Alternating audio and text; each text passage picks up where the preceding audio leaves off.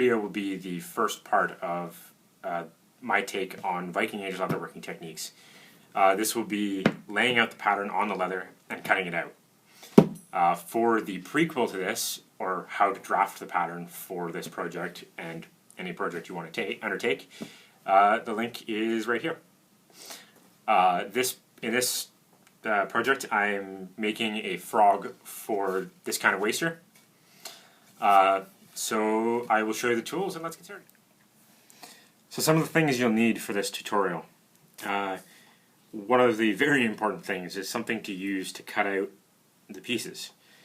And for straight edges, one of the best tools that I think you can find is a rotary cutter. They're available at most all craft stores pretty much, as well as hardware stores as a carpet cutter. This particular one's made by Olfa. It's a really good brand. They're very good for cutting straight lines. You'll have to use a straight edge though. I was going to show you a metal ruler to cut it out with, but then I figured my mom would probably see this video and yell at me for telling people to use a metal ruler to cut out with their rotary cutter, because the metal ruler tends to dull the blade, and it can also cause the blade to break a lot easier than the plastic can. This is just a drafting square. You can get these at quilt stores, which are really nice because they have a grid on it. It's an inch by inch grid with, I think it's down to 1/8 inch increments, which is really nice because you can lay it out on the edge of the workpiece. So you have a straight edge here. So you'd end up laying it out on your workpiece so that you have, let's say you wanted to cut a 2-inch strip, you just line up these edges, or this grid through the ruler on there so that all of them line up, and then you just take your cutter and you cut along, keeping your blade pressed against the edge of this. It's a very straight cut. And obviously making sure that you keep the blade straight on. You don't tilt it to the sides, or else you'll have a very angled cut and it's very messy. So that's a very nice thing for cutting straight lines. For cutting any other curved lines or anything, one of the more popular knives to use for that is just an Olfa box cutter with the blades that slide out that you snap off the increments. I really do like to use this, but I'm not going to use it today because I don't actually have any blades for it, and I just realized that blade is down at the bottom. It's really nice because you can extend the blade out pretty easily, and if you need a new sharp blade, you just snap it off carefully and throw it away. It's good to, when you snap those off, to actually wrap them in tape and throw them away, or have a container specifically for the blades or broken needles and things like that, so that the garbage collectors don't get stuck by it, or even when you're taking out the garbage or your kid is taking out the garbage, they don't get stuck by the blades or caught up or anything like that, because that's just a preventable injury. These ones are nice as well. This one you can get very, very tight curves with, and you can hold it like a pencil and just rotate the blade. I don't particularly like this type. I like more of a scalpel blade. But all of these are available at craft stores or hardware stores, and you can get a full kit of them for not too terribly expensive. But it is worth mentioning that it's worth it to get a more expensive handle, because the cheap ones tend to wear out, and the blades can slide out and stuff. And this one isn't too old, but the little ferrule here is cracked just from having to tighten it so tight to keep the blade in properly.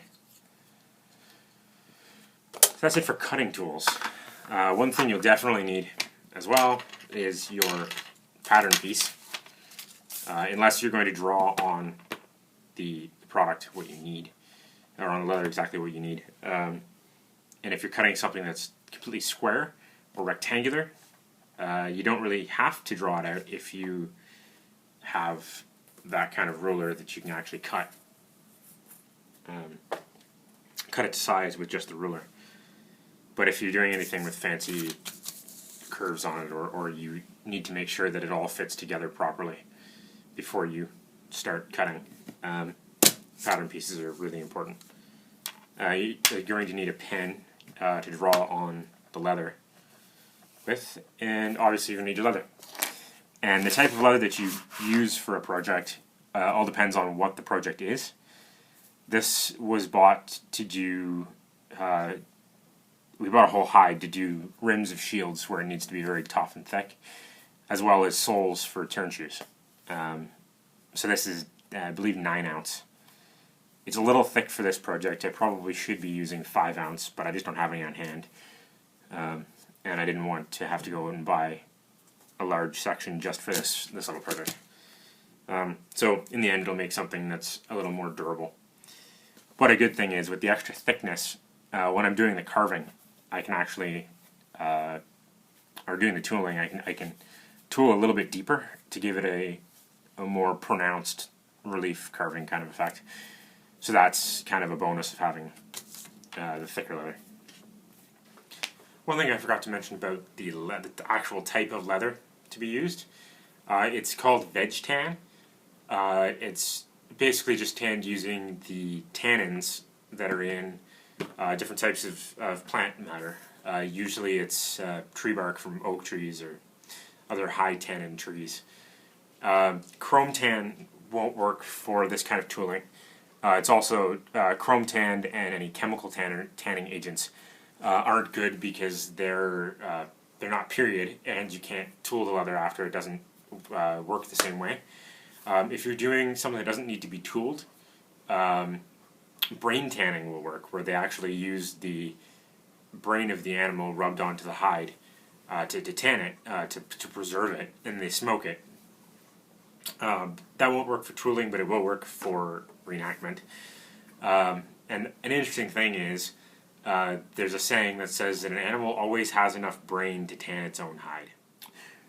One of the things that I forgot to mention in the tool section was that this is a very similar knife to what the Vikings probably would have used to cut things like this out. It's just a very basic, traditional Scandinavian camp knife. The only real difference is some of the materials that it's made of, and the grind that the blade would have been on. Would have more likely been a tapered blade instead of a now called a Scandinavian grind, where it has this fairly steep bevel. That's it. Now for the leather that you need to figure out the layout of it on the leather. You need to sort of take into account 2 factors. One is the economy of it, so cutting it out in such a way that it doesn't waste too much leather. And the second is the flex. So this piece, it was fairly tricky to fit on this piece of leather because of the shape of it. So I kind of got it here. It doesn't matter about these corners. I can sort of round them and stuff after because they're going to be folded into the back anyways, so it's not a big deal. And you always draw on the back of the leather because that's the part that you won't really see. And when you cut it, you try to actually cut the line off so that it's not there anymore. And so this leather flexes a good deal in that plane, so it should be fine. This piece, I traced it out on the back there. It has to actually flex in this plane, and it's a little bit stiff, so I might have to wet the piece before I fold it, so that it's sort of broken in that section. So now I'm going to cut this out. And so to start, I'm going to cut all of the flat sections with the rotary cutter, just so that I get nice, even, flat things. And the good thing about it is that you can actually push with one stroke and cut through the whole piece fairly smoothly. And it's good to change your blades fairly regularly when you start to notice that they're getting dull. And a good thing to practice is when you have it locked out, it's actually a fairly dangerous tool because it's a round razor blade that will cut through pretty much anything. Just seeing how easily it cuts through 9-ounce cowhide. So it's good you didn't have, when you set it down, to click the safety back over so that it is like that, so that you can touch the edge of it and you're not going to get cut. And when you put it away, it's a good thing to click the button back over so that it's locked on, so that when you grab it next time, you're not going to accidentally open it. And it's very, very good to make sure that children stay away from these, just because of how dangerous they are. So then you just cut all your lines. Cut along all your lines nice and straight, pushing against the edge. Sometimes you have to do 2 or more passes. It's perfectly fine. And then you can also cut this with an X-Acto knife or a razor knife of some type. Again, it's handy to use the ruler just to give you a guide. With these, you can't cut through very easily on the first stroke. So you'll have to go one fairly light one just to cut through, and then you can push a little bit harder. So that first cut just gives your knife a line to ride in. I did that one in 3. Sometimes it takes 4 or 5, but just nice strokes and trying to keep it as clean as possible. But one thing that happens, I find, with these knives is that you get these little fuzzy bits that form. I don't know if you can see that very well, but it's from where the edge of the one stroke went, and the next stroke went past that. Didn't go in the same groove, and so it does that. Whereas the rotary cutter just cuts a very smooth edge. So that's that part done. Now it's for these curves, which are a little more complicated. So you have to take your time, and just one easy little first pass, trying to keep your knife as straight vertical as possible, so you don't end up with a cut that's all jagged and everything. And that second pass, you're just trying very hard to follow the same line. And I know that using the more pointed blade might actually be easier to follow the curves, because it's a lot thinner. I just find that it offers a little too much resistance for my liking. The curved blades, to me, cut a little smoother than these, just because they actually pull the material in. So they cut a little bit first, and then they cut a little bit more and a little bit more as they go, just because of the round design.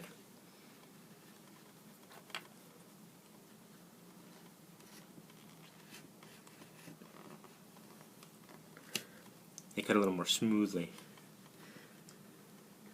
And you want to make sure that you don't break the blades, because they do break fairly easily, actually. Even though they do have a lot of flex in them, they're still fairly brittle because of the temper in them.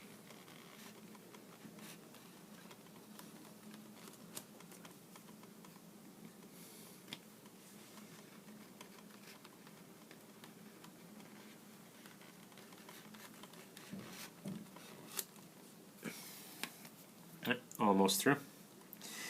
And if your cut is a little bit off, you can like a little bit off vertically. You can go back after and sort of shave little bits off to make it a little smoother. As long as you're fairly close. You know, leather's fairly forgiving. It's very easy to cut extra material away.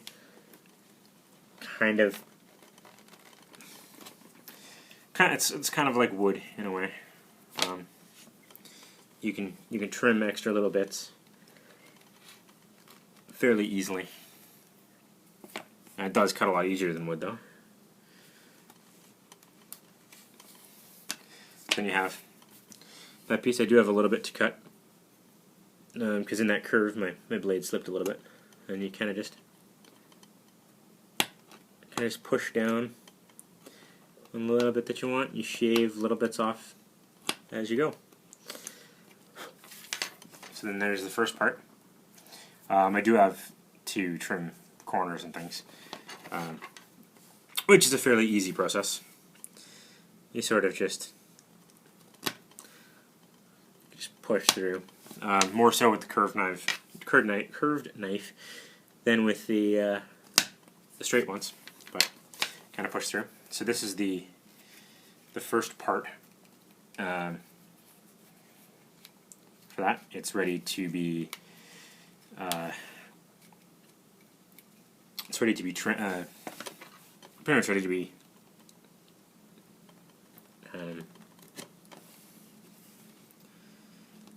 bent around and holes punched to attach it to this piece with the stitching and have the design carved in the front.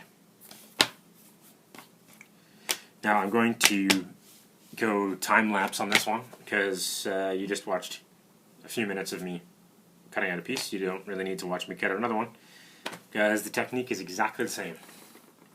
So I will see you after the jump.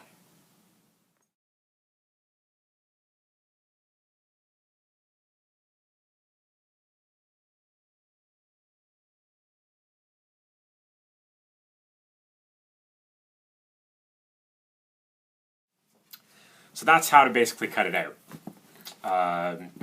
And some people may have caught that I did some freehanding with a rotary cutter. That's not exactly a proper technique, and is much to the chagrin of my mom, who taught me how to use one. It works for me because I've used rotary cutters quite a lot. I even sometimes freehand cutting out curves on patterns with them. But those are always very large curves.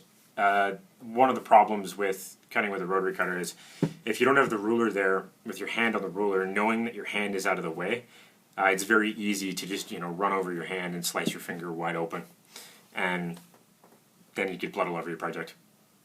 And well, of course you have a cut, which is not good. And another thing is if you try to go around too steep of a curve, or you're pressing too hard, or you're wobbling too much, without the support of the ruler, you can break the blades very easily, and then you'll have a piece of razor sharp metal flying through the air. And that's pretty scary because they generally try to find their way to your eyes. So I would recommend not freehanding with a rotary cutter. But what can you do? So next week I'll be showing you how to actually do the carving and tooling of that. And just a sneak peek at my tools. Little bits of antler. And a knife.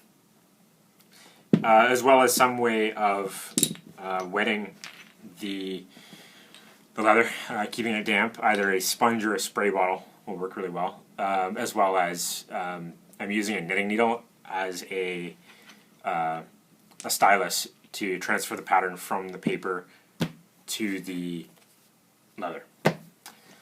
And I'll go into detail farther about all these things. But this is just an antler tip. It's just a flattened one. It's kind of an atypical tip.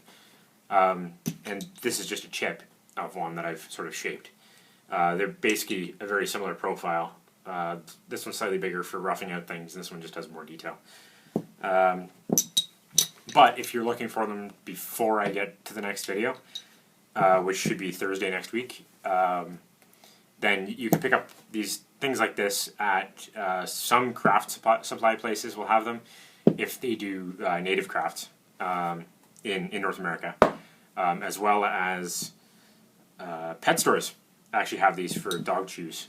They can be quite pricey, but if you can't, if you don't have any hunters that have any antlers that they're willing to give you, or you can't go shed antler hunting, which this time of year is the perfect time to go, then you can go to pet stores and buy them. You'll be paying a premium for them.